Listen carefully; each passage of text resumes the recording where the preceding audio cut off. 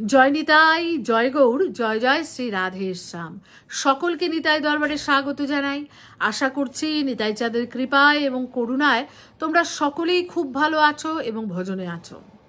যেমনটা তোমাদেরকে বলেছিলাম যে প্রশ্ন উত্তরের একটা ভিডিও নিয়ে আসবো, আজ সেই দিন। তোমরা অনেক অনেক প্রশ্ন পাঠিয়েছো, তার জন্য তোমাদের সকলকে অনেক ধন্যবাদ যে আমরা সকলেই কিন্তু এই প্রশ্নের উত্তরগুলো আলোচনার মাধ্যমে আমরা এগিয়ে যেতে সক্ষম হব।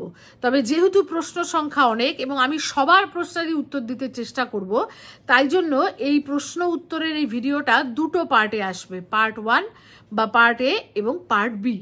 তাই পুরো ভিডিওটা দেখো, কেমন লাগলো, প্রশ্নের উত্তর পেলে কি না সমস্ত কিছু কিন্তু কমেন্ট বক্সে জানাবে। যারা নতুন দেখছো তারা অবশ্যই নিতাই দরবার সাবস্ক্রাইব করে নিও। আরেকটা গুরুত্বপূর্ণ ঘোষণা করে দেই যে বুধবার থেকে সেবাসঙ্গন কিশোরী কুঞ্জে আমাদের যে প্রাণেশ্বরী এবং প্রাণেশ্বরের ঝুলন যাত্রা শুরু হচ্ছে। বুধবার থেকে একাদশীর আগের দিন অর্থাৎ 15ই আগস্ট পর্যন্ত সন্ধ্যের ঝুলন হবে এবং 16ই আগস্ট থেকে পূর্ণিমার দিন পর্যন্ত রাত্রের ঝুলন হবে। সন্ধ্যের ঝুলন শুরু হবে 8টা সাড়ে 8টার থেকে। তাই যারা দর্শন করতে চাও ঝুলন, তারা অবশ্যই কিন্তু এসো, দর্শন করে যেও। আর যারা দূরে আছো, এসে দর্শন করতে পারবে না, তাদেরও কিন্তু মন খারাপ করার কোনো কারণ নেই, কারণ প্রত্যেক বছরের মতো এবছরও কিন্তু এই নিতাই দরবার চ্যানেলে ঝুলনের সমস্ত দর্শন তো আমি ভাগ করে নেব তোমাদের সঙ্গে। তাই অবশ্যই নিতাই দরবার চ্যানেলটা সাবস্ক্রাইব করে নিও। চলো এবার আজকের বিষয়ে প্রবেশ করি। আজকের দিনের প্রথম প্রশ্ন হচ্ছে, প্রশ্নটা এসেছে রিয়া দত্ত নামে একজনের প্রোফাইল থেকে, যে ভগবান সব কিছু করান, তাহলে আমরা যে পাপ করি সেটা কিসের ফল? আমাদের কর্মটা কি আমাদের দ্বারা নিয়ন্ত্রিত হয় নাকি পূর্বজন্মের প্রারব্ধ কর্ম আছে? মানে আমি পুরো প্রশ্নটা বলছি না, মানে ওনার মূল বক্তব্য হচ্ছে যে কর্মের ব্যাপারে আমাদের স্বাধীনতা আছে কিনা। যদিও এটা তা অনেক বড় একটা উত্তর এবং এর পরিপ্রেক্ষিতে ওই প্রোফাইলে ওই কমেন্টে একজন খুব সুন্দর করে তার ব্যাখ্যা করেছেন। তা আমি শুধু সংক্ষেপে একটুখানি বলে দেওয়ার চেষ্টা করি। মনে করো একটা উনুন জ্বালানো হয়েছে, এবার সেই উনুনে কাঠ থেকে দাউ দাউ করে আগুন জ্বলছে। এমন সময় সেই আগুন থেকে আগুনের একটা ছোট্ট ফুলকি উড়ে এসে পাশে রাখা কোনো জামা কাপড় বা কাগজের উপর পড়লে কি হবে? পড়ার সঙ্গে সঙ্গে কিন্তু ওই আগুনের ফুলকিটা কি করবে? ওই কাপড় বা কাগজটাকে পুড়িয়ে দেবে। এই যে আগুনের ফুলকিটা, এই আগুনের ফুলকিটা কিন্তু উৎপত্তি হয়েছে কোথা থেকে? ওই বড় আগুনটা থেকে। কিন্তু পোড়ানোর আগে সে কিন্তু বড় আগুনকে জিজ্ঞাসা করলো না যে আমি কি এটা ওকে পোড়াবো। এটাকে বলে অনুস্বাতন্ত্র। এই অনুস্বাতন্ত্র আমাদের ক্ষেত্রেও আছে। আমরা যদিও সেই ভগবান থেকেই আমাদের উৎপত্তি, এই জীবাত্মা ওই পরমাত্মারই অংশবিশেষ, কিন্তু এই জীবাত্মার এই অনুস্বাতন্ত্র আছে যে সে কিন্তু কর্ম বেছে নিতে পারে। ভগবানের মায়ায় আবদ্ধ হয়ে সে কর্ম করবে না সেই মায়া থেকে বেরোনোর প্রচেষ্টা করে সে তার জীবন কাটাবে, এটা বেছে নেওয়ার অনুস্বাতন্ত্র জীবের আছে। এবং সেই অনুস্বাতন্ত্রের জেরেই কিন্তু আমরা বিভিন্ন কর্মফলে আবদ্ধ হই।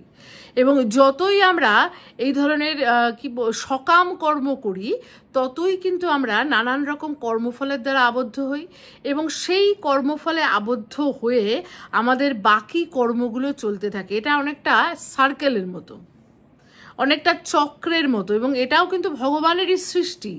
যেন এই যে জীবজগৎ, এই জীবজগতের সৃষ্টিটা যেন বজায় থাকে, তার জন্য এটা ভগবানেরই মায়া। তা না হলে কি হতো? তা না হলে কিন্তু এই জীবজগৎটে আর কোনো সৃষ্টি হতো না। যেমন ব্রহ্মা যখন প্রথম জগৎ সৃষ্টি করতে শুরু করলেন, তখন তার যে 4 পুত্রকে তিনি তৈরি করলেন, সেই 4 পুত্র কিন্তু সংসারে এলো না। তারা কিন্তু সৃষ্টি হওয়া মাত্রই ব্রহ্মজ্ঞানী হয়ে গেল, তারা কিন্তু ভগবানের উদ্দেশ্যে তাদের জীবন সমর্পণ করলো। তো এবার সবাই যদি তাই হতে থাকে, তাহলে তো এই জগৎ সৃষ্টি কার্য থমকে যাবে। তো সেই জন্য ভগবান তৈরি করলেন 2 রকম মায়া, যোগমায়া আর মহামায়া। আমরা এই যে বিভিন্ন রকম কর্মকাণ্ড করি, ভগবানকে ভুলে থাকি, এটা কিন্তু মহামায়ার দ্বারা নিয়ন্ত্রিত। এবার কি হয়? আমাদের কাজ, আমাদেরকে ভগবান 2টো জিনিস দিয়েছেন, একটা হচ্ছে বিবেক, একটা হচ্ছে বুদ্ধি, এবং সামনে দিয়েছেন 2টো রাস্তা। আমাদেরকে বিবেকের দ্বারা বিচার করে বুদ্ধির দ্বারা রাস্তা বেছে নিতে হয়। দুটো রাস্তা কি? একটা রাস্তা হচ্ছে এই মহামায়ার দ্বারা প্রভাবিত হয়ে আমরা যাবতীয় সকাম কর্ম করব এবং বারবার ঘুরে আসব, কর্মফল ভোগ করব। আরেকটা হচ্ছে যোগমায়ার দ্বারা প্রভাবিত হয়ে আমরা ভগবানকে জানার রাস্তায় যাব। এবার কোন রাস্তাটা আমরা বেছে নেব এটা কিন্তু আমাদের অনুস্বাতন্ত্র। এবং কীভাবে যখনই আমরা ওই মহামায়ার দ্বারা আবৃত হয়ে যাই, যখন আমরা সকাম কর্ম করি, তখন আমাদের প্রারব্ধ কর্ম এসে যুক্ত হয়। প্রারব্ধ ভোগ কিন্তু প্রত্যেককেই করতে হয়। চলে আসি দ্বিতীয় প্রশ্ন। প্রশ্নটা করেছেন দীপক অধিকারী। না, এটা প্রশ্ন ঠিক না, তিনি একটা অনুরোধ করেছেন যে আচমন ও আরতি পদ্ধতি নিয়ে একটা ভিডিও চাই। আরতি সম্পর্কে আলোচনা করে একটা ভিডিও আছে, আর ঠিক আছে, আমি আচমন নিয়ে একটা ভিডিও অবশ্যই কিন্তু বানিয়ে দেব। সুশান্ত মণ্ডল জিজ্ঞাসা করেছেন যে ভক্তদের কি চা খাওয়া যায়? দেখো, হরিভক্তি বিলাসে কোথাও কিন্তু চা খাওয়া যায় না এমন কথা বলা নেই। তবে হ্যাঁ, যেটা হয় যে আমরা কখনো কোনো নেশার দ্বারা নিজেদেরকে আবদ্ধ করব না, কোনো নেশার দাসত্ব করব না।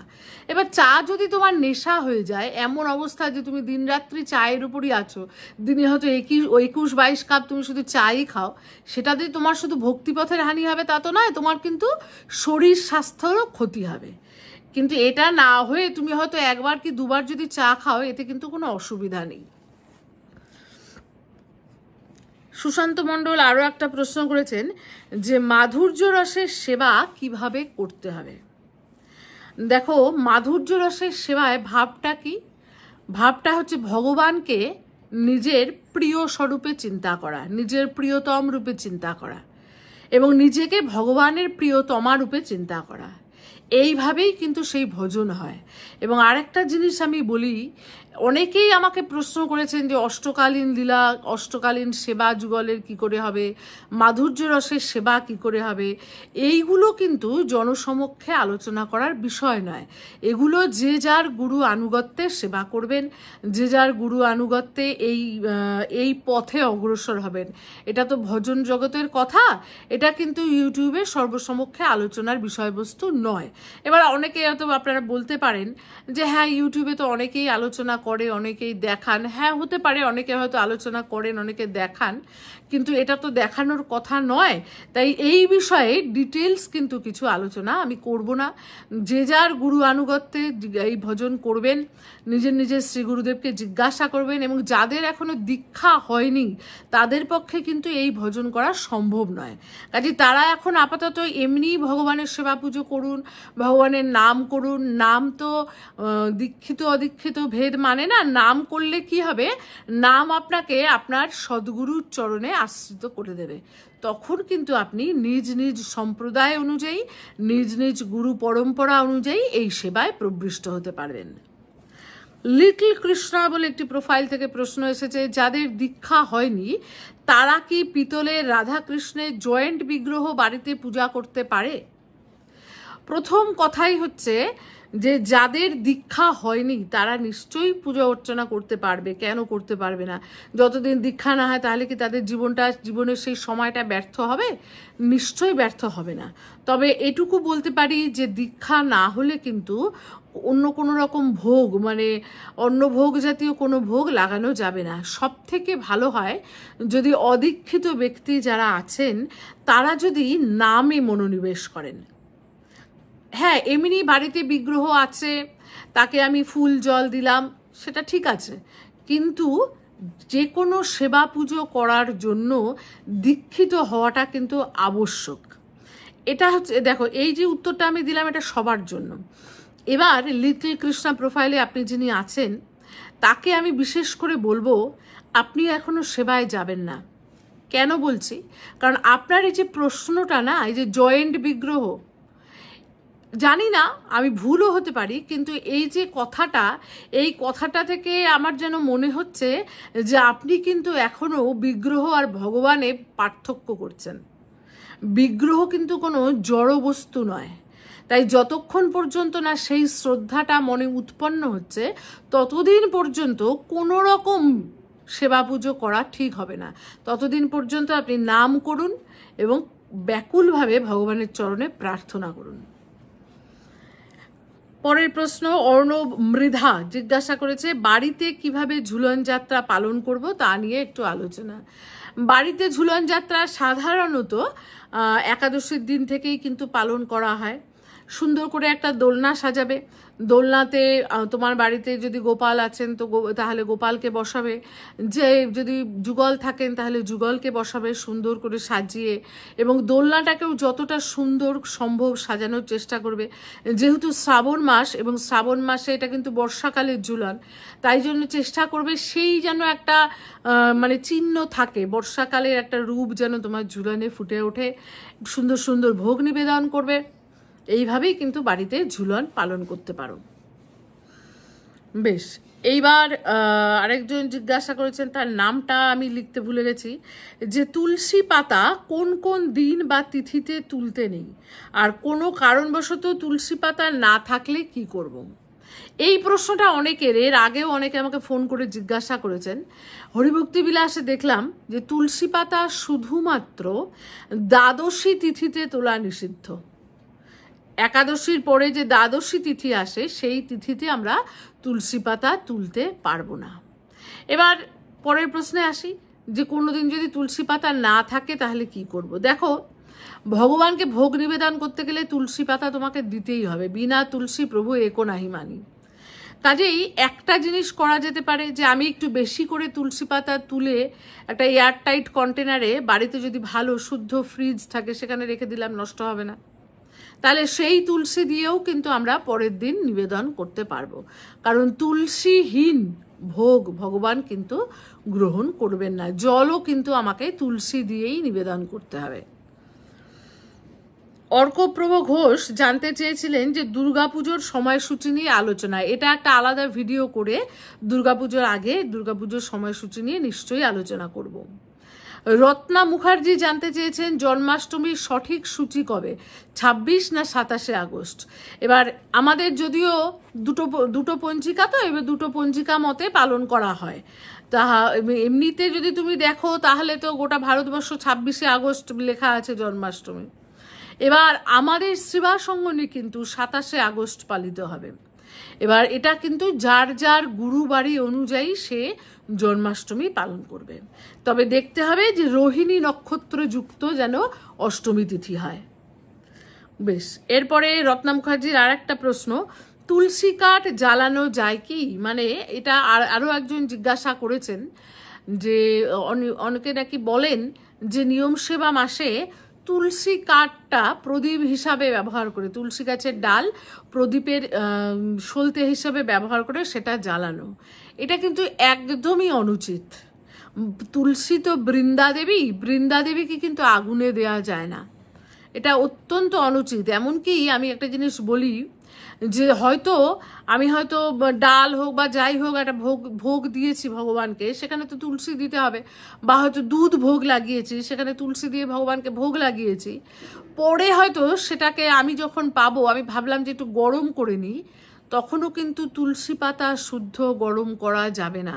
তুলসী পাতা সরিয়ে রেখে, নামিয়ে রেখে তারপর গরম করতে হবে। কাজেই কখনোই এটা করা যাবে না। বেশ, রত্না মুখার্জির আরও একটা প্রশ্ন, যে কুঞ্জের রাধা শ্যামসুন্দর, বলাই দাদা, শ্রীবাসঙ্গনের বসু জাহ্নবা সহ নিতাই চাঁদ কি দিয়ে নির্মিত? আচ্ছা, এই প্রশ্নটা এর আরও একজন করেছেন, এবং এর আগেও কিন্তু এরকম প্রশ্ন এসেছিল, তার জন্য কিন্তু আমি এটার উত্তর দিয়ে একটা ভিডিও বানিয়েছিলাম। আপনারা হয়তো পরে নিতাই দরবারের সদস্য হয়েছেন, তাই সেই ভিডিওটা দেখতে পাননি। একটু অনুরোধ করব আগে একটু সেই পুরনো ভিডিওগুলো একটু সময় পেলে দেখে নেবেন। এখানে আমি একটা কথা বলি, প্রথম কথাই হচ্ছে, এনারা সব অর্চা বিগ্রহ মানে যাদের নিত্য সেবা হয়। যখন কোনো শ্রীবিগ্রহের নিত্য সেবা হয় তখন কিন্তু তিনি আর বিগ্রহ থাকেন না, তিনি সাক্ষাৎ হয়ে দাঁড়ান।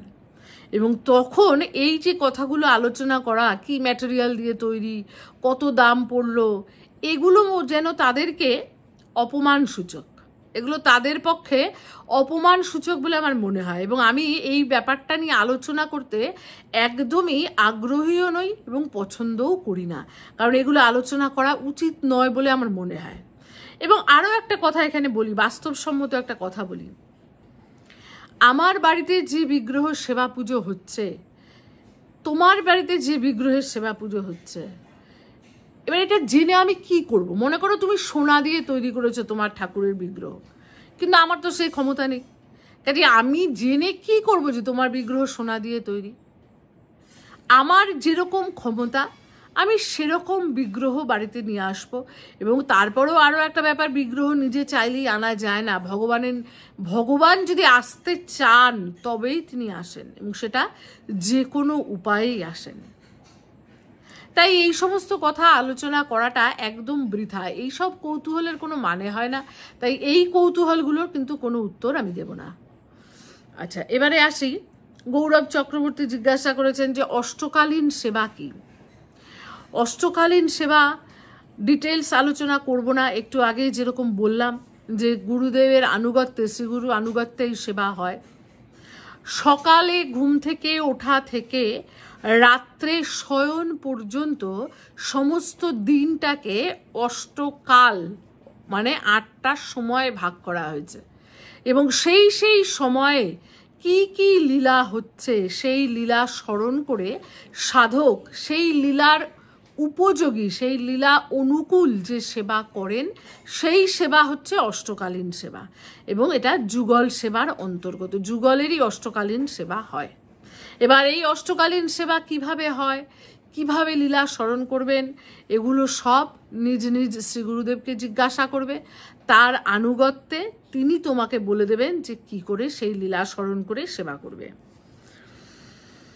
আচ্ছা, এইবার দীপম নস্কর রণজিৎ কর জিজ্ঞাসা করেছেন, একই রকম প্রশ্ন বলে আমি দুজনেরই নাম লিখেছি, যে গুরু দীক্ষার পরে যদি গুরুর কিছু ঘটনা জানতে পারি যা কেবল ভগবত পথে নয় সমাজের চোখেও নিন্দনীয়, তাহলে আমার কি করণীয়?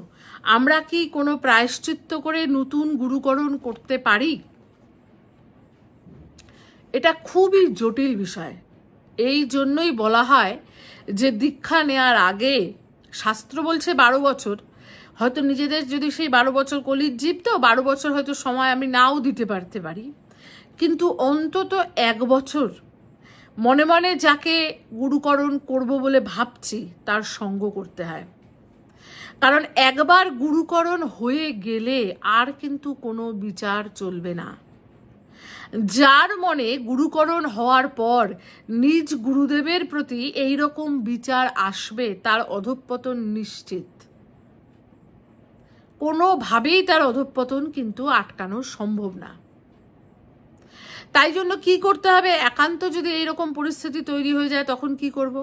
তখন আমরা শ্রী গুরুদেবের কাছ থেকে দূরে থাকব, দূর থেকে তাকে প্রণাম করব, তার সঙ্গ করব না, কারণ সঙ্গ করলে আমার মনের মধ্যে বিচার আসবে, এবং আমার মনে যদি বিচার আসে গুরুর কিন্তু কিচ্ছু হবে না, আমার কিন্তু পতন হয়ে যাবে, কোনো অবস্থাতেই আমি ভজন জগতে এগোতে পারবো না।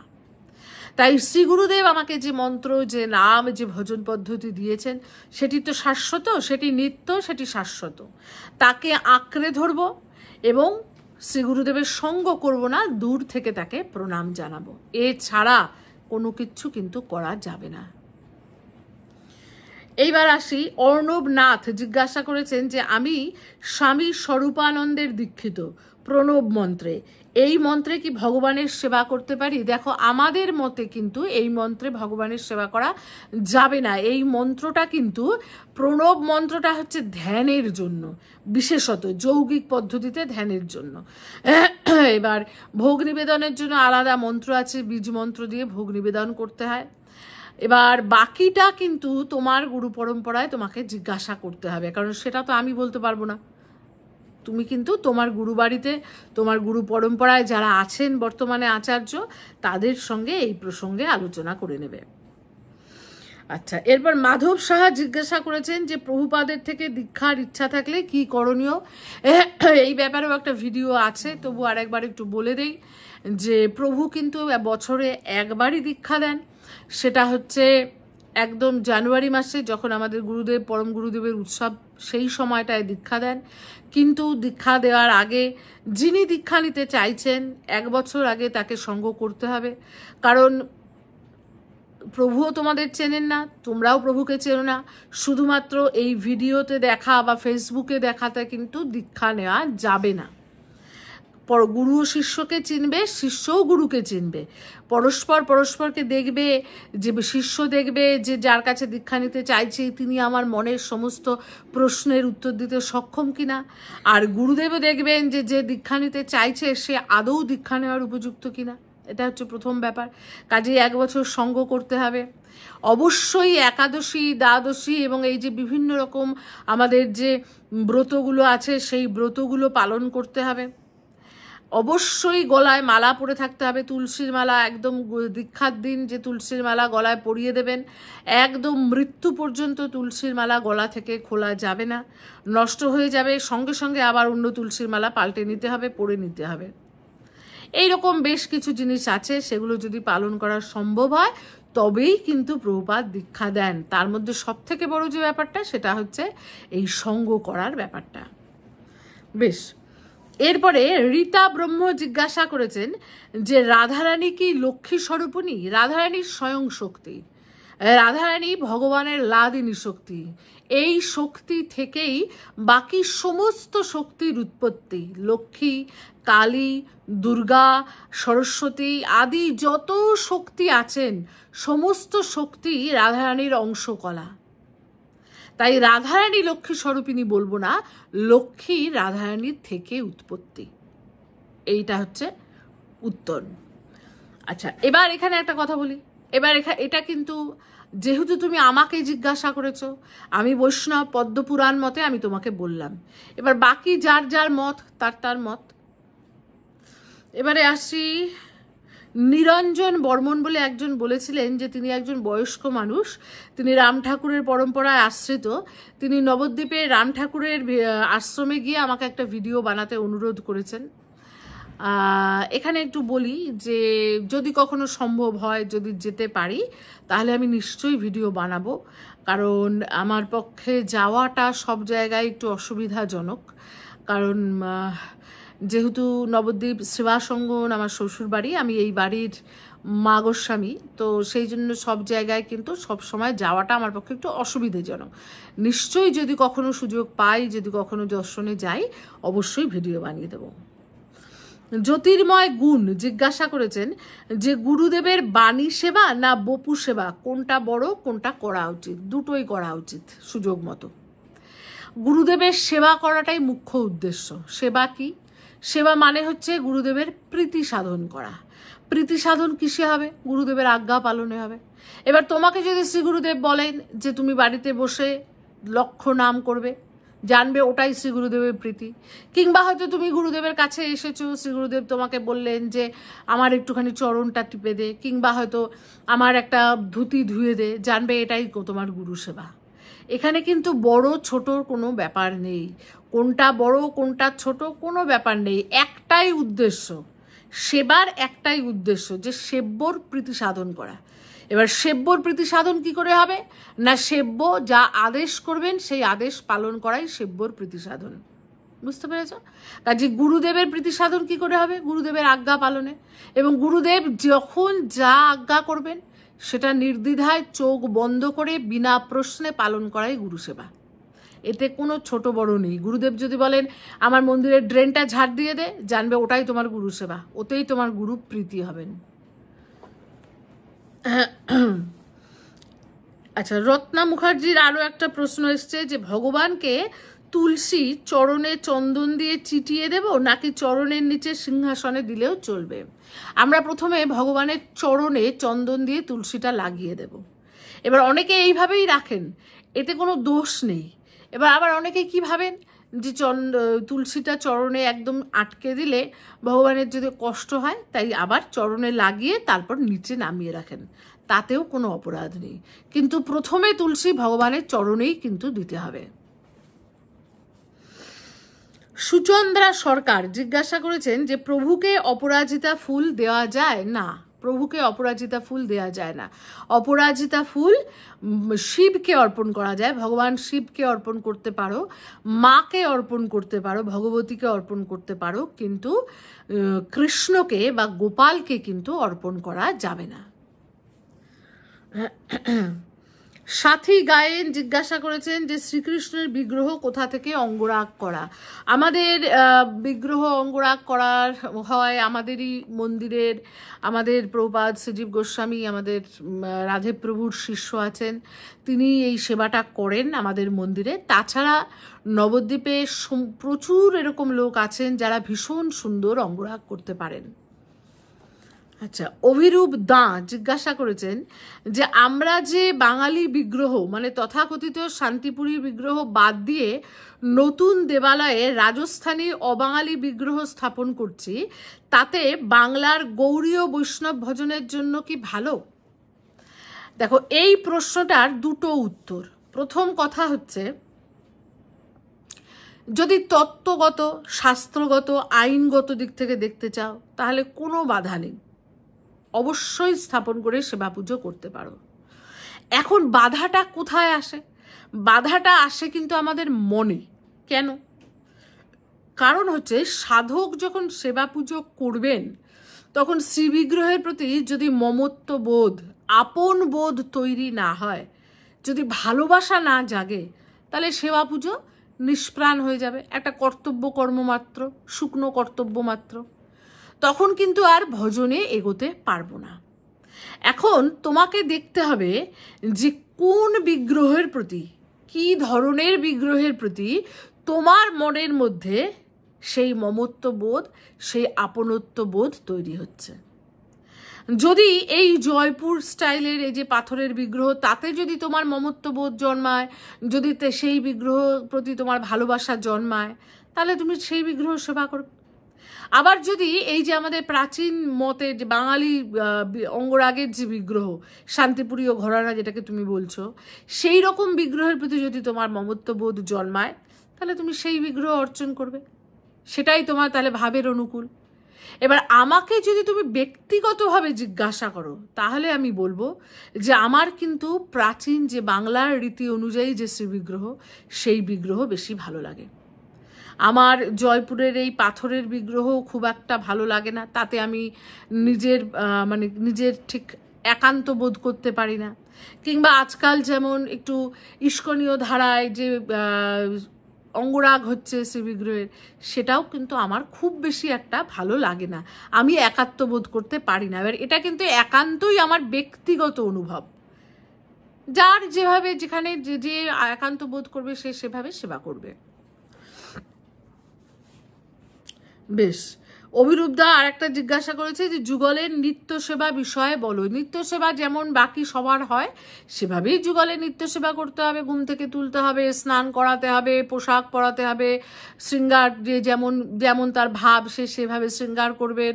বাল্যভোগ সকালে একটা ভোগ দিতে হবে, আবার দুপুরের ভোগ নিবেদন করতে হবে, দুপুরে শয়ন দিতে হবে, বিকেলে আবার ঘুম থেকে তুলতে হবে, ঘুম থেকে তুললে স্বাভাবিকভাবেই তার মুখ ধোয়াতে হবে, জল খাওয়াতে হবে, বিকেলে একটা ভোগ নিবেদন করতে হবে, আবার রাত্রের ভোগ নিবেদন করতে হবে, শয়ান দিতে হবে। শয়ান দেওয়ার সময় একটু হালকা পোশাক পরিয়ে দেওয়ার চেষ্টা করব। যেমন যেমন সেবা করবে তেমন তেমন সেবার অনুভূতি জাগাবেন।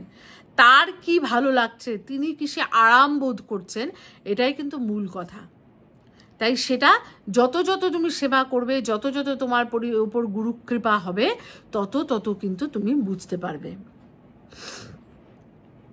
ওই আদিত্য দাসও একই কথা বলেছেন যে আরতি, ভোগ নিবেদন ইত্যাদি নিয়ে একটা ভিডিও করলে ভালো হয়। আমি চেষ্টা করব অবশ্যই সেই ভিডিও একটা করে নেওয়া। আচ্ছা, সৌরভ চৌধুরী জিজ্ঞাসা করেছেন যে একবার আপনার সঙ্গে দেখা হবে না? দেখো, দেখা কিন্তু হয়, যারা যারা এই মন্দিরে আসেন তাদের বেশিরভাগের সঙ্গেই আমার দেখা হয়। তবে কখনো কখনো কি হয়, আমার যেহেতু স্কুল থাকে, তাই জন্য রবিবার ছাড়া অন্য কোনো দিন যদি এই সকালের দিকে বা দুপুরের দিকে কেউ আসে, তার সঙ্গে দেখা করা সম্ভব হয় না। আমি 5:30টার পর বাড়িতে ফিরি, এবার তারপরে সেবায় থাকি। ওই সময় কেউ এলে সাধারণত দেখা হয়। এবার একান্ত কোনো সময় যদি বিশেষ কোনো পরিস্থিতি তৈরি হয় তাহলে দেখা হয় না, না হলে কিন্তু আমাদের মন্দিরে এলে দেখা হবে। শুভয় ঘোষ জিজ্ঞাসা করেছেন যে সিদ্ধ স্বরূপ কি? যুগল সেবা করবার জন্য গুরু আনুগত্যে মঞ্জুরি স্বরূপের যে ভজন, সেটাই কিন্তু সিদ্ধ স্বরূপ। আপন আপন শ্রী গুরুদেব সেই সিদ্ধ স্বরূপ শিষ্যকে প্রদান করেন।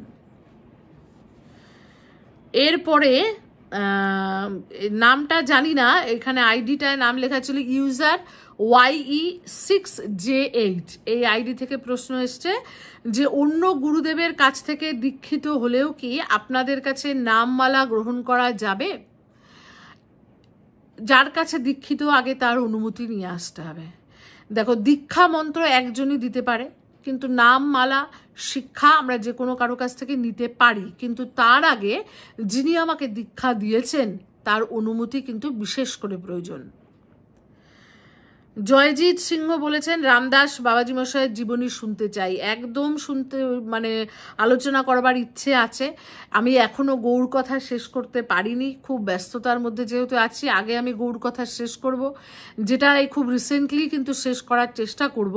তারপরে আমি বাবাজি মশাইয়ের জীবনী নিশ্চয়ই আলোচনা করব। বাবাজি মশাই, সখীমা প্রত্যেকেরই জীবনী আলোচনা করার ইচ্ছে আছে, কেননা এইসব জীবনী আলোচনা করলে আমরা কিন্তু ভজনে অনেক অনেক উৎসাহ পাই।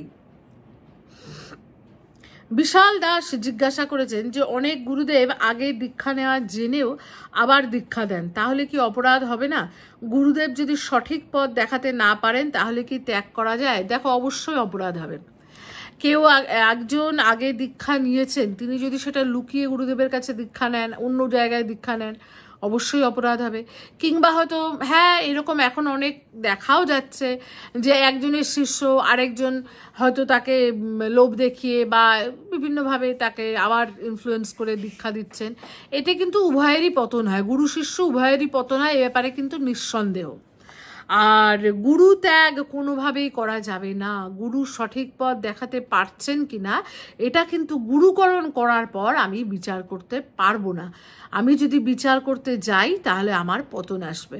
অনেক সময় এমন কিছু আচরণ হয়তো আমরা দেখলাম যেটা আমার মনে হচ্ছে যে সঠিক হয়তো নয়, আমি তখন এটা কিন্তু নিজে নিজে জানবো যে গুরুদেবের আচরণ আমি বুঝতে পারছি না, এটা আমার ব্যর্থতা, কিন্তু কোনোভাবেই মনের মধ্যে বিচার আনা যাবে না। রত্না মুখার্জি আরেকটা প্রশ্ন করেছেন যে মশা পিঁপড়ে ইত্যাদিকে মারলে অপরাধ হয়? অপরাধ হয়।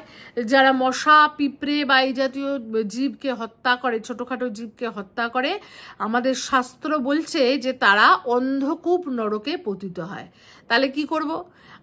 তাহলে আমরা কি মারবো না? না, মারবো না, আমরা চেষ্টা করব তাড়িয়ে দেওয়ার। এই যে অল আউট ইত্যাদি যে জ্বালাই, এগুলোতে তো সাধারণত তাড়িয়েই দেওয়া হয়, মেরে তো ফেলা হয় না, তো এই তাড়িয়ে দেওয়ার চেষ্টা করব। কারণ এই সব জীব হত্যা করলেও কিন্তু আমাদের অন্ধকূপ নরকে পতিত হতে হয়। এ প্রসঙ্গে একটা ঘটনা, একটা কাহিনী মনে পড়ে যাচ্ছে। গোবিন্দকুণ্ডের সিদ্ধ মনোহর বাবা একটা খাটিয়ায় থাকতেন এবং সেই খাটিয়াটা ভর্তি ছিল ছারপোকায়। তো সারা রাত্রি তাকে কামড়াতো। তার যে অঙ্গসেবক, যে শিষ্য তার সঙ্গে থাকতেন, গুরুদেবের সেবা করতেন, তার খুব ইচ্ছে ছিল যে খাটিয়াটা পরিষ্কার করে দেবে, কিন্তু মনোহর বাবা কিছুতেই সেটা রাজি হতেন না। তা একদিন মনোহর বাবা কোনো কারণে তার কুটিয়া ছেড়ে বাইরে গেছেন। ইতিমধ্যে ওই শিষ্য করেছে কি, ওই খাটিয়াটাকে গরম জল ঢেলে ধুয়ে দিচ্ছে। গরম জল দিলে সব ছারপোকাগুলো মরে যাবে। ঠিক সেই সময় মনোহর বাবা আবার তার কুটিরে ফিরে এসেছেন। ফিরে এসে যেই দেখেছেন, তিনি একেবারে চিৎকার করে উঠেছেন যে কি করছিস, কি করছিস, কেন মারছিস ওদেরকে? তো শিষ্য বলেছে, বাবা এদের জন্য আপনি সারা রাত্রি ঘুমোতে পারেন না, আপনাকে সারা রাত্রি কামড়ায় এরা, তাই জন্যই তো এদেরকে মারছি। মনোহর বাবা বলছেন যে ওরে, এরা আমার বন্ধু, এরা সারা রাত কামড় দিয়ে আমাকে জাগিয়ে রাখে, বলে আর কত ঘুমোবি, ওঠ ভজন কর। এই হচ্ছে সাধুর অনুভব। তা আমরা তো সাধু নই, আমরা অসাধু রীতিমতো, আমি তো বটেই। তো সেই জন্য আমরা মারবো না, তাড়িয়ে দেব।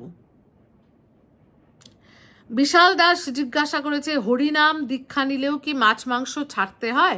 আসলে ছাড়াই উচিত। এবার অনেক সময় কি হয়, আমরা নিজেদের মনকে মানাতে পারি না। সেক্ষেত্রে কি হয়, নাম করতে থাকো, নাম করতে করতে নামের প্রতি যদি বিশ্বাস থাকে এবং মালার প্রতি যদি বিশ্বাস থাকে, তাহলে নাম এবং গলার কণ্ঠিমালা তোমায় ছাড়িয়ে দেবে আমিষ।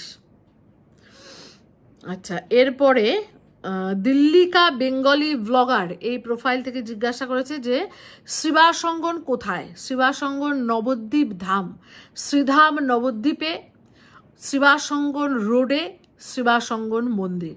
নবদ্বীপ ধাম স্টেশনে নেমে যে কোনো টোটোকে বললেই তারা শ্রীবাসঙ্গন রোডে শ্রীবাসঙ্গন মন্দিরে নিয়ে আসবে। কোয়েনা সাহা জিজ্ঞাসা করেছেন যে শ্রী রাধারানীর অষ্টোত্তর শতনাম বাংলায় একরকম আবার হিন্দিতে একরকম, কোনটা পাঠ করা ভালো হবে? যেটা পাঠ করতে তোমার সুবিধে হয়। রাধারানীর অষ্টোত্তর শতনাম যা পাঠ করবে সেটাই তোমার জন্য মঙ্গলজনক হবে। তাই যদি বাংলা পাঠ করতে সুবিধা হয় বাংলা করবে, যদি হিন্দি পাঠ করতে সুবিধা হয় হিন্দি করবে। আচ্ছা, নীলাদ্রি গোস্বামী জিজ্ঞাসা করেছিলেন যে গৌর বিষ্ণুপ্রিয়ার যুগল ভজন কার প্রতিষ্ঠিত? এই কান্তাহাবের ভজন কার প্রতিষ্ঠিত সেটা সঠিক মতো আমি জানি না।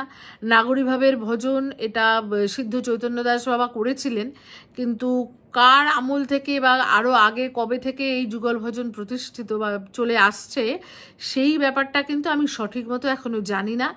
আমি জানার চেষ্টায় আছি, যদি জানতে পারি তাহলে অবশ্যই এই নিয়ে আমি একটা আলাদা ভিডিও নিশ্চয়ই বানিয়ে দেব। আচ্ছা, দীপ গোস্বামী জিজ্ঞাসা করেছেন যে অনেকেই বলেন সিদ্ধ চাল ঠাকুর সেবায় লাগে না, আবার কিছু বাবাজিদের দেখি বাড়ি বাড়ি ভিক্ষা করে ঠাকুর সেবা করেন, সেখানে তো সিদ্ধ চালও থাকে, তাহলে সিদ্ধ চাল দেয়া যাবে কি? দেখো, যেখানে বিধিমার্গের সেবা হয় সেখানে কিন্তু ভগবানের ভোগের সিদ্ধ চাল দেওয়া যায় না। এখন যে সাধুরা মাধুকরী করেন, এই ভিক্ষা করাটাকে তো মাধুকরী করেন, শাস্ত্র কিন্তু মাধুকরীর অন্নকে একদম সর্বোত্তম বলেছেন, এবং মাধুকরীর অন্নে কিন্তু কোনো দোষ থাকে না। তাই মাধুকরীতে পাওয়া চাল সেদ্ধ চাল না আতপ চাল সেই বিচার কিন্তু করা যাবে না। মাধুকরীতে পাওয়া অন্ন সর্বদা শুদ্ধান্ন। আর গৃহস্থর ক্ষেত্রে কি? গৃহস্থ যদি কাউকে মাধুকরী দেন তিনি চেষ্টা করবেন আতপ চাল দিতে, সেটা গৃহস্থের মঙ্গল। স্নেহাশিস দাস, ঘন ঘন গুরু পরিবর্তন কি উচিত? একদমই উচিত না, বারবারই বলছি। একটা ভিডিও আমি অলরেডি বানিয়েই দিয়েছি যে গুরুদেবের চরণে শরণাগত থাকা নিয়ে, কিন্তু ঘন ঘন কেন একবারও গুরু পরিবর্তন করা যায় না। হ্যাঁ, এবার অনেক সময় কি হয় যে হয়তো আমি যার কাছে দীক্ষিত আশ্রয় পেয়েছি তিনি হয়তো এই দেহে আর নেই, তখন আমি কি করব? তারপরে আমার যে ভজন সেই ভজনটা আমি আরও এগোবো কি করে? তখন কি করতে হয়? তখন নিজ সম্প্রদায়ী কোনো মহৎজন বা সাধুর সঙ্গ করতে হয়, তার কাছ থেকে জিজ্ঞাসা করতে হয়, কিন্তু দীক্ষা মন্ত্র কিন্তু আর কারো কাছ থেকে নেওয়া যাবে না। রাকেশ মুখার্জি জিজ্ঞাসা করেছিলেন যে আপনি কবে ভক্তিপথে এলেন, আপনার ভক্তি জীবন সম্পর্কে কিছু বলুন। আমাদের বাড়িতে, কোচবিহারের বাড়িতে, যেটা আমার বাপের বাড়ি, সেখানে কিন্তু আমার জন্মেরও বহু আগে থেকেই রাধা গোপীনাথ সেবিত হয়ে আসছেন, এবং আমার বাবাকে দেখেছি মানে খুব একনিষ্ঠ ভক্তি ভরে তাকে সেবা করতে। তাই ছোটবেলা থেকেই এই ভক্তির বীজটা বোধহয় রাধারানী কৃপা করে ভেতরে দিয়েছিলেন। এর বেশি আর নিজেকে নিয়ে আলোচনা করার মতো কিছু নেই। আমি অতি নিকৃষ্ট ক্ষুদ্র মায়াবদ্ধ জীব, আর কিচ্ছু না। চেষ্টা করছি যে যদি ভগবানকে একটু ভালোবাসতে পারি, এবং সেই পথে আপনাদের সকলকে সঙ্গী করতে চাই, কারণ হয়তো সকলে মিলে যদি চলতে থাকি তাহলে হয়তো খানিকটা উৎসাহ পাবো, একে অন্যের চেষ্টা দেখে আরেকটু বেশি করে চেষ্টা করার উৎসাহ পাবো। আচ্ছা, এইবার শুভজিৎ সরকার অনেকগুলো প্রশ্ন করেছেন, যে প্রশ্নগুলো সত্যি খুব ভালো প্রশ্ন, অনেকেরই হয়তো উপকার হবে। যেমন তিনি প্রথমে প্রশ্ন করেছেন যে রাধারানীর চরণে তুলসী অর্পণ করা যায়?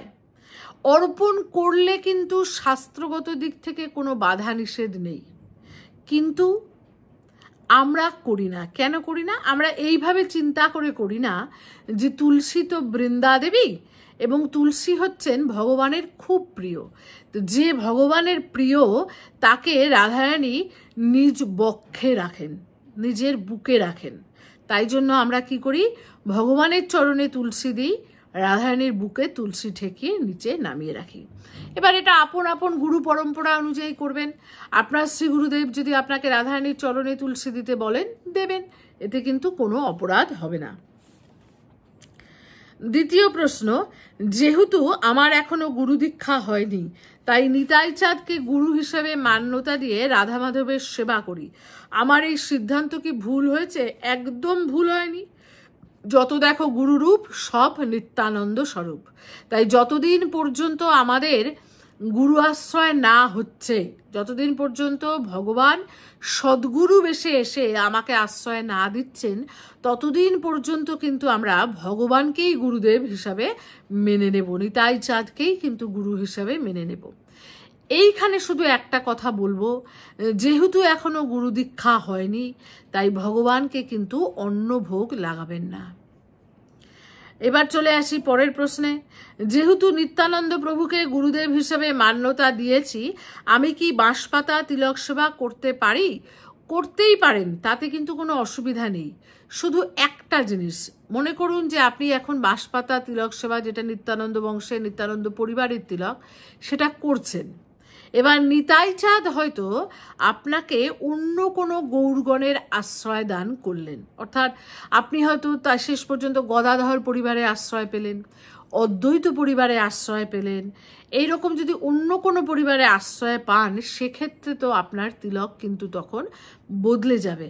আপনি যে গুরু পরিবারে আশ্রয় পাবেন, সেই পরিবার অনুযায়ী কিন্তু তখন তিলক করতে হবে।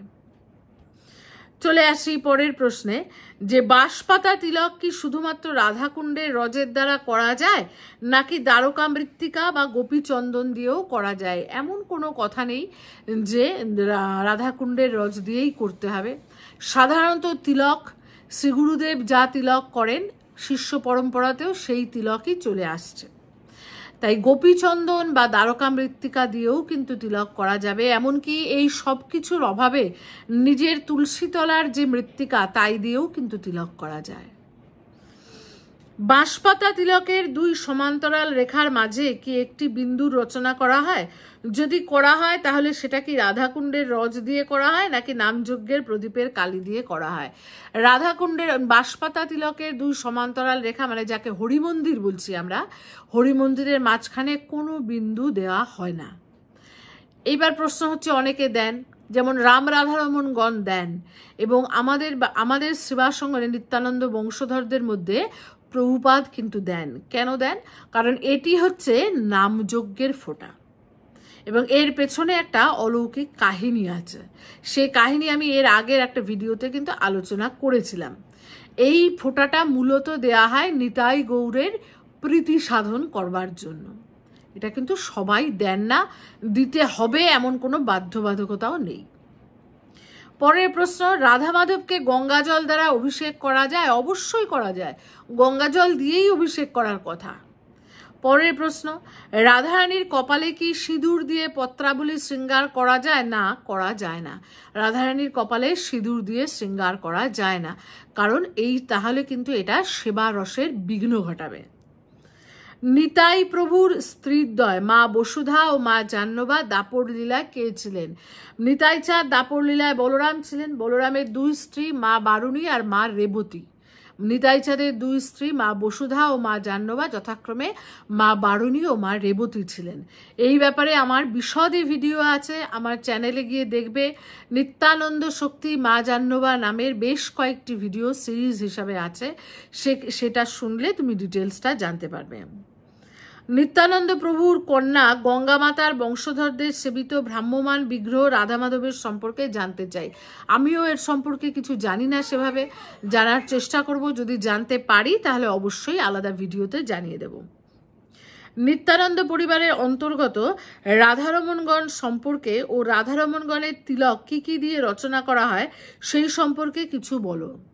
রাধারমণগণ, রাধারমণ নামটা শুনেই বুঝতে পারছো, রাধারমণ চরণদাস বাবাজি, অর্থাৎ আমাদের দাদামশাইয়ের আশ্রিত যারা, দাদামশাইয়ের মানে শিষ্য পরম্পরায় যারা আশ্রিত, তাদেরকে একসঙ্গে বলে রাধারমণ গণ। এই দাদামশাইয়ের গুরুদেব ছিলেন নিত্যানন্দ বংশের খর্দায় বসবাস করতেন, মানে খর্দায় বসবাসকারী নিত্যানন্দ বংশধরদের একজন, যিনি অযোধ্যার সরজু নদীর তীরে দাদামশাইকে দীক্ষা দিয়েছিলেন। তাই দাদামশাই নিত্যানন্দ পরিবার। এবার নিত্যানন্দ পরিবার যেহেতু দাদামশাই নিজে, তাই দাদামশাইয়ের যারা আশ্রিত এবং তাদের যারা আশ্রিত পরম্পরা, তারা সকলেই কিন্তু নিত্যানন্দ পরিবার। তাদের তিলক তারা যেমন গোপীচন্দনে তিলক করে, তেমনি তারা কিন্তু রাধাকুণ্ডের রজেও তিলক করেন। আশিস লোধ জিজ্ঞাসা করেছেন, শ্রী শ্রী রাম ঠাকুর কৈবল্যনাথ ধাম থেকে নাম পেয়েছিলাম, এখন বিগত 1.5 বছর ধরে আমি বৈষ্ণব সম্প্রদায়ে খুব ইন্টারেস্টেড।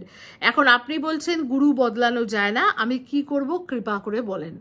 যদি শুধু নাম পেয়ে থাকো তাহলে কিন্তু তুমি সেখানে যার কাছ থেকে নাম পেয়েছো তাকে জিজ্ঞাসা করে দীক্ষা নিতে পারো। দেখো, দুটো জিনিস হয়, একটা হচ্ছে নাম দীক্ষা, একটা হচ্ছে বীজ মন্ত্র দীক্ষা। আমি যদি বীজ মন্ত্র দীক্ষা পেয়ে থাকি তাহলে কিন্তু আমি কোনোভাবেই আর অন্য কারো কাছ থেকে সেই বীজ মন্ত্র পাল্টাতে পারবো না। এবার আমি কারো কাছ থেকে ছোটবেলায় নাম পেয়েছিলাম কিন্তু আমার কোনো মন্ত্র দীক্ষা হয়নি, তখন আমি কি করতে পারি, যার কাছ থেকে নাম পেয়েছিলাম তিনি যদি দেহে থাকেন তাহলে তাকে জিজ্ঞাসা করব, কিংবা তার পরম্পরা যারা আছেন, পরবর্তী আচার্য যারা আছেন তাদেরকে জিজ্ঞাসা আমি করে নেব। রাধেশ্যাম NJ7PY এই প্রোফাইল থেকে এসছে যে গিরিরাজ মহারাজের পুজো বৃন্দাবনের বাইরে করা যাবে কিনা। বৃন্দাবনের বাইরে, ব্রজের বাইরে, ব্রজ 84 ক্রোশের বাইরে গিরিরাজকে আনা উচিত নয়। ততক্ষণ উচিত নয় কতক্ষণ না যদি কোনো ব্রজবাসী নিজে যেচে ইচ্ছে করে ও কাউকে দেন যে তুমি এই গিরিরাজ নিয়ে যাও সেবা করবে, একমাত্র তাহলেই গিরিরাজকে বাইরে আনা যায়।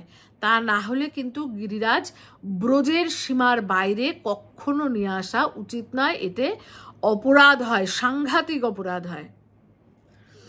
আচ্ছা, এবার বলছে রাকেশ মুখার্জি বলেছে যে নবদ্বীপ ছাড়া পশ্চিমবঙ্গের সব জায়গায় মানুষ আমিষ গ্রহণ করে, ভগবানের সেবা অর্চনা করে এবং আবার কেউ নিরামিষ খেতে চাইলে তাকে নানা কথা বলে, তখন বাধ্য হয়ে আমিষ খেয়ে সেবা করতে হয়। এই সেবা কি ভগবান গ্রহণ করেন? বিশেষত স্টুডেন্টদের মধ্যেই হয়। দেখো, যদি ভগবানকে পাওয়া উদ্দেশ্য হয়, দু ধরনের মানুষ ভগবানের সেবা অর্চনা করেন। এক ধরনের মানুষ যারা আমি দেখেছি বাড়িতে সেবা হয়, হ্যাঁ সবাই ঠাকুরকে তো ফুল জল দেয় তাই আমিও দেই, এটা কিন্তু এক ধরনের সেবা এবং তারা সব রকমভাবেই সেবা করতে পারেন, কারণ ধীরে ধীরে ধীরে ধীরে এই পুজোর মাধ্যমে তাদের আস্তে আস্তে কর্মফল ক্ষয় হবে এবং তত তারা ধীরে ধীরে নিজের ভুল বুঝতে পারবে, সদ্গুরুর সান্নিধ্য লাভ করবে, আস্তে আস্তে ভজন পথে প্রবৃষ্ট হবে। আরেক ধরনের মানুষ আছেন যারা সেবা পুজো করেন, তাদের মানসিকতা কি না, আমাকে ভগবান লাভ করতে হবে। এবার যারা সত্যি সত্যি ভগবান পেতে চান, যারা ভগবানের দর্শন পেতে চান, যারা ভগবানের নিত্য সেবা পেতে চান, তাদের জন্য কিন্তু আমিষ ভোজন নিষিদ্ধ। আহার যদি শুদ্ধ না হয় তাহলে কখনো মন পরিষ্কার হবে না। গীতার 17 অধ্যায়ে ভগবান খুব স্পষ্ট বলেছেন যে আহার শুদ্ধি না হলে মন শুদ্ধ বা নির্মল হবে না। মন যদি শুদ্ধ বা নির্মল না হয় তাহলে সেখানে কিন্তু ভগবানের আসন পাতা সম্ভব নয়। তুমি দুপুরবেলায় পেঁয়াজ রসুন দিয়ে খাবার খেয়েছো, এবার সন্ধ্যেবেলায় বসে নিতাই গৌর হরিবোল বলছো আর ঢেকুর তুলছো পেঁয়াজের, হবে না। তাদের পক্ষে ভগবান লাভ করা সম্ভব নয়। এইবার বলি, এটা খুবই দুঃখের যে আমরা বাঙালিরা বিশেষ করে যে ভক্তি রাজ্যে প্রবেশ করতে দেই না আমাদের ছোট ছোট ছেলে মেয়েদের। আমাদের মনে হয় যে তার থেকে ছেলেটা বা মেয়েটা ঘরে বসে ভিডিও গেম খেলুক, চারটি ঘুরে আসুক, বন্ধু বান্ধবের সঙ্গে আড্ডা মেরে আসুক, মদ খেয়ে শুয়ে থাক, তবু ভালো, কিন্তু মন্দিরে যেন না যায় বা বেশিক্ষণ না বসে। ঠাকুর ঘরে একটু বেশি সময় কাটালেই তাকে নিয়ে আমরা টিটকেরি করি। এটা আমাদের দুর্ভাগ্য। এখন দেখো, মানুষকে তো পাল্টাতে পারবে না, যেহেতু মানুষকে আমরা পাল্টাতে পারবো না, এবার তাহলে কি করব, আমরা নিজের ভেতরে দেখব। ধরো আমি যদি কাউকে ভালোবাসি, জাগতিক জীবনে একটি ছেলে একটি মেয়েকে ভালোবাসলো, গোটা সমাজ, বাবা মা সবাই বাধা দিচ্ছে, না এই মেয়েটিকে বিয়ে করা যাবে না, আমরা কি সহজে ছেড়ে দিই না তো। সমাজ বাধা দিক, বাবা মা বাধা দিক, মোবাইল ভেঙে ফেলুক, আমরা কিন্তু কোনোভাবেই পিছিয়ে আসতে চাই না, হ্যাঁ একদম শেষ পর্যায়ে না যাওয়া পর্যন্ত। তাহলে জাগতিক একটি লোককে, জাগতিক একটি দেহকে ভালোবেসে যদি আমরা এত দূর যেতে পারি, তাহলে যিনি আমাদের নিত্য, যিনি আমাদের শাশ্বত পরম প্রিয়, তার জন্য আমরা এইসব সহ্য করে নিজের পথে থাকতে পারবো না? অবশ্যই থাকতে পারবো। স্টুডেন্ট হও, চাকরি করো, যাই করো, তোমাকে দেখতে হবে যে তোমার প্রায়োরিটি কোনটা। ভগবান যদি প্রায়োরিটি হন, যেদিন ভগবান প্রায়োরিটি হবেন, সেদিন পৃথিবীর কোনো বাধাই তোমার কাছে বাধা হবে না। বাধা হচ্ছে কারণ ভগবান প্রায়োরিটি হননি এখনো, তাই। আচ্ছা, এরপরে চলে আসি। রিয়া দত্ত জিজ্ঞাসা করেছে যে অপরাধ আর পাপের মধ্যে তফাৎ কি? আমরা যে খারাপ কর্ম করি তার সঙ্গে আমাদের প্রারব্ধ কর্মের কোনো সম্পর্ক আছে, নাকি আমরা মায়ায় আবদ্ধ হয়ে কর্ম করি? অপরাধ আর পাপের মধ্যে সম্পর্ক হচ্ছে, শাস্ত্র যা করতে বারণ করেছে সেই কাজ করাকে পাপ বলে। যেমন ধরো, শাস্ত্রে আছে যে অপরের দ্রব্য না বলে চুরি করা উচিত নয়, কিন্তু যদি আমরা চুরি করি তাও সেটা আমার পাপ। কিন্তু যদি আমি ভগবানের দ্রব্য চুরি করি, ভগবানের সেবার দ্রব্য চুরি করি, তখন সেটা অপরাধ। পাপের ক্ষমা আছে, প্রায়শ্চিত্ত আছে, কিন্তু অপরাধের কিন্তু ক্ষমাও নেই, প্রায়শ্চিত্তও নেই। আর যে খারাপ কর্ম, হ্যাঁ আমরা মায়ায় আবদ্ধ হয়ে কর্ম করি, আমি প্রথমেই আলোচনা করলাম, এবং সেই কর্ম আমাদেরকে কর্মফল সঞ্চয় করে। ভালো কাজ করি বা খারাপ কাজ করি, যে কোনো কাজেরই কিন্তু একটা কর্মফল আছে। সেই কর্মফল আমাদেরকে দিয়ে আবার কাজ করায়, এটাকেই প্রারব্ধ কর্ম বলা হয়ে থাকে। কাজেই বেশিরভাগ ক্ষেত্রেই কিন্তু আমরা প্রারব্ধের দ্বারাই পরিচালিত হয়ে কর্ম করি। এবার যারা ভজন করেন, যারা সাধক, তারা এই প্রারব্ধটা ভোগ করে খণ্ডন করেন। এবং এটা কিভাবে প্রারব্ধ তাড়াতাড়ি ভোগ করা যায়, সেটা হচ্ছে নামের দ্বারা। তুমি যত ভগবানের নাম করবে, তত তোমার প্রারব্ধ খণ্ডন হয়ে তুমি মুক্ত হতে থাকবে, এই কর্মফলের বন্ধন থেকে মুক্ত হতে থাকবে। আজকের ভিডিও এ পর্যন্তই থাকলো। আরও অনেকের প্রশ্ন বাকি থাকলো, সেটা সেকেন্ড পার্টে আলোচনা করে দেব। এখন এই ভিডিওটা এমনিতেই 50 মিনিটের ভিডিও হয়ে গেছে, তাই বাকি যাদের প্রশ্ন আজকে আলোচনা করলাম না, একদম মন খারাপ করবেন না, আপনাদেরটা নেক্সট দিন অবশ্যই আলোচনা করে দেব। জয় নিতাই, জয় গৌর, জয় জয় শ্রী রাধেশ্যাম।